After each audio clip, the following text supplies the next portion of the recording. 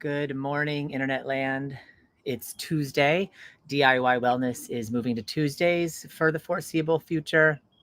So, as you gather, I'm just going to give it a minute for Instagram to catch up, and then we're going to do something a little bit different this morning. But I'm going to wait for my Instagram folks to get here. Okay, looks like everybody's live. Yeah. All right. Good morning, everybody, and welcome to another episode of DIY Wellness, the show for people taking personal growth into their own hands. This is episode 33, and today's topic is tapping into emotional freedom. The reason I call it that is because we're going to use a healing modality today that is like sort of colloquially known as tapping. It's a technique called emotional freedom technique, or you may have also heard EFT for short. And the beauty of this technique is that it's a very powerful way of creating a sense of safety in the body and moving blocked energy around. So what we're going to do today is I'm going to kind of share with you guys a little bit about what EFT is. I'm going to demonstrate how to do it. And then for the last few minutes of the program, I'm going to take everybody through an experiential exercise where we will tap together on whatever is ailing us today. So basically, EFT, it's a combination of a couple different tried and true methods of healing oneself. It's a combination of exposure therapy, cognitive behavioral therapy, and Chinese acupuncture or acupressure. Now, for any skeptics out there who are like, acupressure, that's not validated by science, I actually have exciting news for you, which is that about 10 to 15 years ago, scientists discovered the corollary in our body to what ancient Chinese texts are calling the energy meridians. So for years and years and years, decades even, scientists have been trying to show or find any evidence of these energy meridians in the body, and to no avail. They have not been able to find them until about 15 years ago. So they have searched for these energy meridians. They've overlaid things like you can see a map of the energy meridians in Chinese texts. There are maps that show exactly where the energy meridians are. And when scientists overlaid those maps on top of systems within the human body, there was never a match. They tried it on veins. They tried it on arteries. They tried it on both arteries and veins. They tried it on the musculofascial skeletal system. They tried it on ligaments. They tried it on tendons. They tried it on everything you could think of, on the vagus nerve, on the nervous system, on all the stuff. And there was never a match. And so they're like, well, that's bunk. So that we just, as we do in the Western culture that's ruled by the left brain, if we can't fit it into our normal worldview, we just discard it. But thankfully, a whole bunch of scientists did not give up. And what they discovered about 15 years ago was that inside the connective tissue of the body, inside the fascia, there are little tubules, connective tissue tubules running through the myofascial skeletal system that we didn't know about before. And when they overlaid that set of tubules on the energy meridians, they were like a 98% match. So we have now discovered and validated the existence of energy meridians. So what we used to think was just woo and had no basis in reality is now suddenly a tried and true method of moving blocked energy around. So if you're skeptical, look into that study about the microtubules in the connective tissue and how they match the energy meridians. It's by a guy named Feinstein. If you want to look up the research article, it came out in 2015, and the researcher's name is Feinstein. Anyway, all of that is to say, this is a very, very powerful method backed by science that really, really works. Where exposure therapy comes in, exposure therapy is basically like that tried and true method of that sort of goes along with that old saying that's like, there's nothing to fear but fear itself. And the more that you expose yourself to the fear, the less you will have the fear. Like confront your fears and they evaporate kind of thing. Exposure therapy is a little bit more complex than that, but basically within exposure therapy is the idea that if you tiptoe into your fears, give yourself exposure to them. So if you were in arachnophobia, you would expose yourself to spiders in a controlled, safe environment so that you could feel the fear, reset your nervous system, and continue moving on about your day. So it's like a practice thing. That's what exposure therapy is about. Exposing to the fear, and then the fear lessens. So in EFT, what we do is while we're tapping, we're going to expose ourselves to the things that are causing us suffering by saying, even though blah, blah, blah, blah, blah thing that causes me suffering So that's the exposure therapy part. And then there's a second half to the phrase that we use when we're tapping, and it's an acceptance phrase. This acceptance phrase is where cognitive behavioral therapy comes in. So you expose to the fear, you add an acceptance phrase that's helping to nudge along a cognitive shift. And then as you're tapping, you're moving the blocked energy around and you're creating a felt sense of safety in the body. The reason safety is so important to have is because in trauma healing, if you do not feel safe and you expose yourself to your trauma, you will end up with double the trauma. If you're feeling safe and you expose yourself to the trauma, you will then feel compassionately witnessed, seen, heard, and understood, and the trauma will begin to lessen. So safety is the key, number one, first essential ingredient in trauma healing work. Second to safety is self-awareness, cognitive shifting, all that stuff. So first, safety. That's another place where tapping comes in, because when we're tapping like this and going around these energy points, there's no way, and our mind and body and nervous system know this, there's no way that we'd be able to be doing something like this while being in danger. If we're being chased, if we're being mugged, we're not going to be doing this. So it signals to the nervous system that you're safe. And then there's a certain kind of breathing that you do between rounds, which I'll talk about in a minute. And that allows you to feel safe too. So the acceptance phrase is anything that feels true. So we'd say something like, even though blah, blah, blah causes me suffering, I deeply and completely accept how I feel. Now, if that's not true, you might say something like, I'm willing to accept how I feel, or I'm willing to explore how I feel, or right here and right now, I'm okay. So whatever the acceptance phrase is, it must ring the chime of truth in your body. If you try to say something as the acceptance phrase that doesn't feel true to you, you won't be creating safety. You'll be creating tension in your body, because you'll be saying something that your body thinks is a lie. Even if it's cosmically true, if you don't believe it, it won't matter and it won't work. So you can't say something like, even though blah, blah, blah suffering, I accept everything that comes my way with total equanimity. If that's not true, if that's not how you feel. Or you can say, I deeply love everything about myself. If that's not true, then you can't say it. Even though we want to love everything about ourselves, and that's where we want to get to, so it will become true as we continue to heal. We only want to say, as the acceptance phrase, something that feels true in the moment, so that we're really capitalizing on and creating that sense of safety. So that's the basic ball of wax, is that you use exposure therapy, cognitive behavioral therapy via acceptance, and then you're tapping the whole time. So this point that you tap on, it's called the side of the hand point, and it's good for something that we call psychological reversal. Psychological reversal basically means resistance. It's like your resistance to what's going on. So we tap here while we're saying those. The setup statement is what it's called. When you do the exposing to your suffering and then acceptance, that whole thing is called a setup statement. So you tap on the side of your hand and you say some version of a setup statement related to your problem 3 times. That allows your body to go, oh, okay, I can get into this. It'll be okay. I'm safe. I'm safe.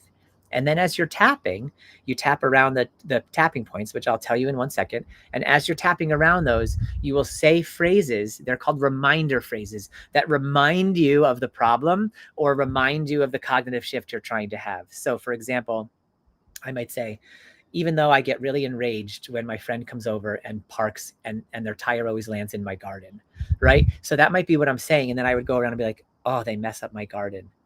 Oh my gosh, they crush my flowers. So whatever it is that reminds me of the thing. And then by the time we're through tapping a few rounds, what may happen is if I try to say I'm enraged when they come over, I may have had a cognitive shift that allows me to actually see it differently or feel a bit different about it. And I might actually start to feel like, ooh, enraged isn't true anymore. And then if that's the case, you just switch it. Oh, I get mildly frustrated when my friend comes around. That's evidence of healing. That's the beauty of this, is that we see things differently. We see things for what they are instead of being total threats to our safety and our system. When something negative happens, we see it for what it is: a foible, a mistake, a mishap. Of course, this is not to say if you are actually under threat, that's different, then go to a safe place.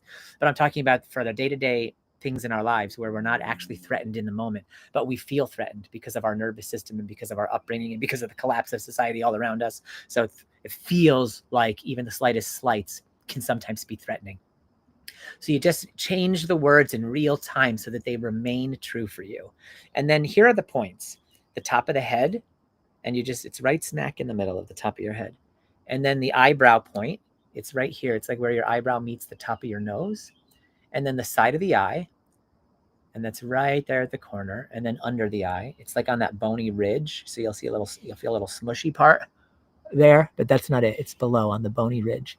So you do the under the eye, and then under the nose, and then under the mouth, which is right on the chin, and then the collarbone point. It's these two little spots, these two little round divots. It's just below them and out. So right here, there's a little soft spot. And so you can tap on one side or the other. The side goes, this is true for every point. It doesn't matter if you do both, left, right, alternate, it makes no difference. Your body's intelligent and knows what you're up to. And so for the collarbone point, some people will tap like this. Some people will just do one. I tend to do this. I like to use one hand, but I like to have my fingers on one point and my thumb on the other. So I'm tapping on both, but you'll see me doing it like this. And then the final point is under the arm here. And it's like if you went into your armpit and you go down about 4 inches, that's the spot. So that's under the arm.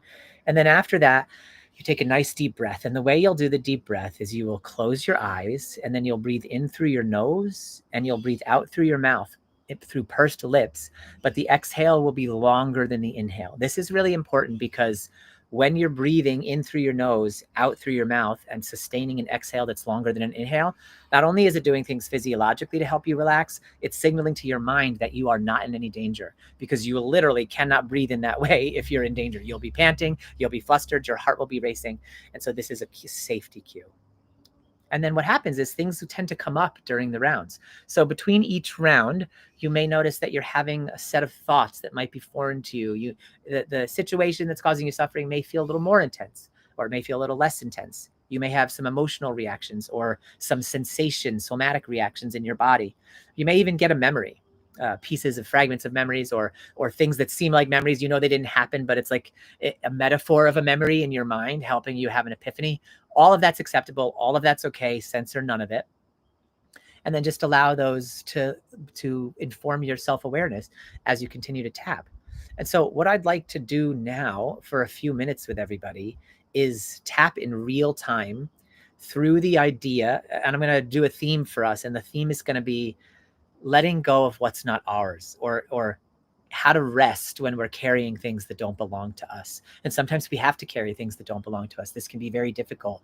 Like maybe you have a family member who has an addiction, and you have to carry that. You don't have to enable them, but it's their addiction. And so you can't just heal from it. They have to heal. And so you're carrying a weight because you love them. Or maybe you're like really tuned in to what's happening in our society right now and all of the craziness going on. There are, public officials being assassinated left and right on both sides of the aisle. And there are multiple televised genocides happening on our country and on our globe. And so it is very difficult to know when to disconnect from that, when to protect, when to detach, because we can only carry so much. We can only have bandwidth to hold so much pain at a time. And then when to go in, when to help, when to promote, when to amplify messages, and then when to disconnect and when to go into a cocoon so we can have our own healing.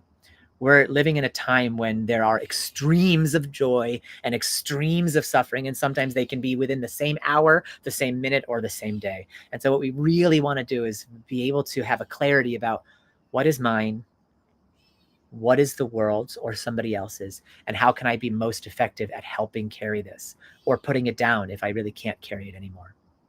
So with that in mind, what I'd like to do is have everybody tap together now. So go ahead and tap on the side of your hand. If anyone has any questions about this or anything, you feel free to put them in the chat. I will address the questions at the end. I love questions. My happy place is answering questions. But for now, let's just get into this. So even though, I didn't say this, but it's important you don't have to repeat after me out loud, although it can be powerful if you do, but you'll want to repeat in your mind what I'm saying. And then again, if what I say doesn't ring the chime of truth for you, just change the words in real time to something that does. In fact, if you're listening to this and you think that theme that he presented isn't exactly what's going on for me, you can just literally change it to a theme that works for you and change it to phrases that work for you in real time, because we're doing this on Zoom, we're doing this virtually, and it's not going to disturb anybody if you change it all completely. So change it and make it work for you. Make the phrases true for you, And then just be open and notice to see how energy shifts, how parts of you may relax, how things may come up, and just see how that goes. Okay. Even though I'm carrying things that aren't mine, I honor the part of me that thought I had to. Even though I've taken on more than I can hold, I deeply respect my intention to help. Even though I feel the weight of the world, I accept where I am right now. Top of the head. And this is an open eyes practice, so you can have your eyes open and you can follow along with me. This heavy feeling. Eyebrow. I always forget my glasses get in the way. I'm holding so much. This is more than just my own stress. Side of the eye. Under the eye. I feel responsible for everything. Under the nose. Maybe I took it on without realizing. Under the mouth. Other people's fears, emotions, expectations. Collarbone. I've absorbed so much. Under the arm. It's hard to tell what's actually mine. Top of the head. A part of me believes I have to carry it. Eyebrow. If I let it go, who will hold it? Side of the eye. What if I'm abandoning someone or some cause? Under the eye. What about the state of the world? Under the nose. But maybe I'm allowed to step back. Maybe I've done enough for now. It doesn't make me uncaring. Under the arm. It just means I'm human. Okay, stop tapping, close your eyes, and take a nice deep breath in through the nose, and then a nice long slow exhale through pursed lips like this.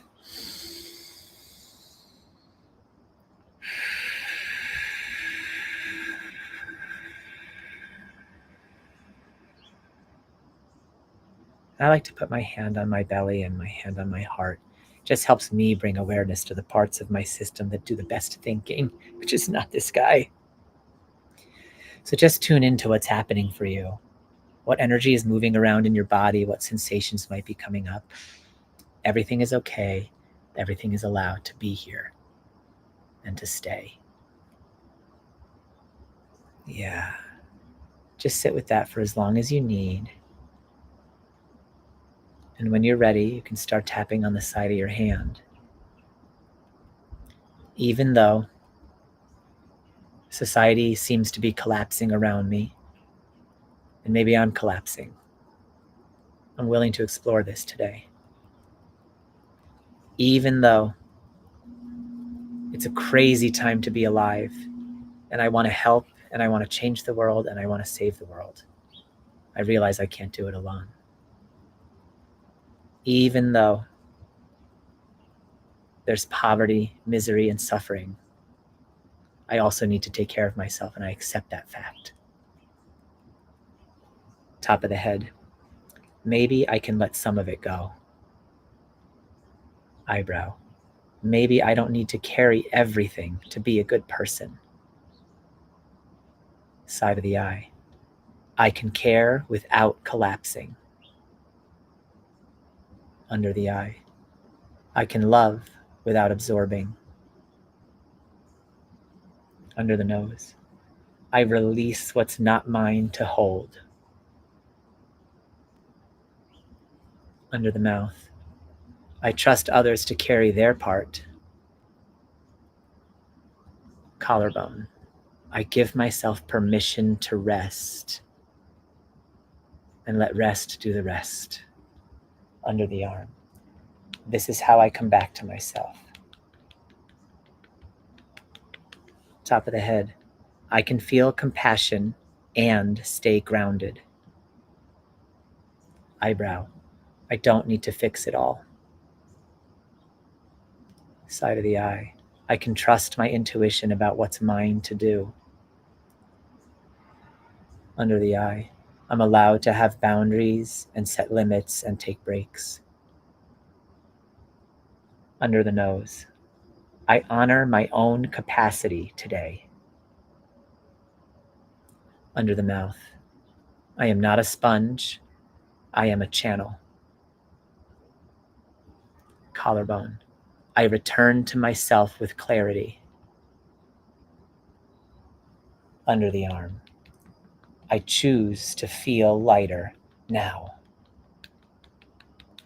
Okay, let's pause. Take another deep breath in through the nose and a longer exhale through pursed lips like this.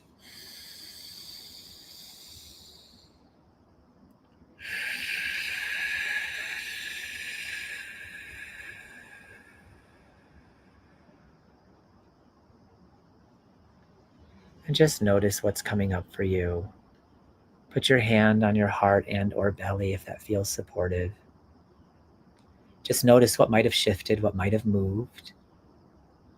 Make sure that as you go through your day, you drink some water. We are moving energy around.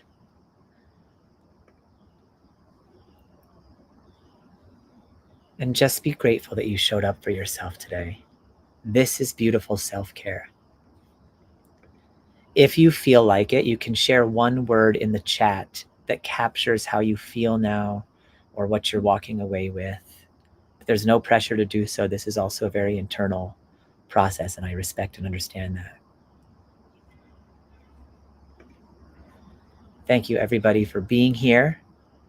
I hope you enjoyed this tapping. Let me know what shifts for you, how it changes. If anyone has any questions about this practice, I'm always all ears. I'll be back in the comments, and you can find this on Spotify. So until next week, continue taking personal growth into your own hands. All episodes of DIY Wellness are live on DIYWellnessLive.com, so you can find them there or on Spotify.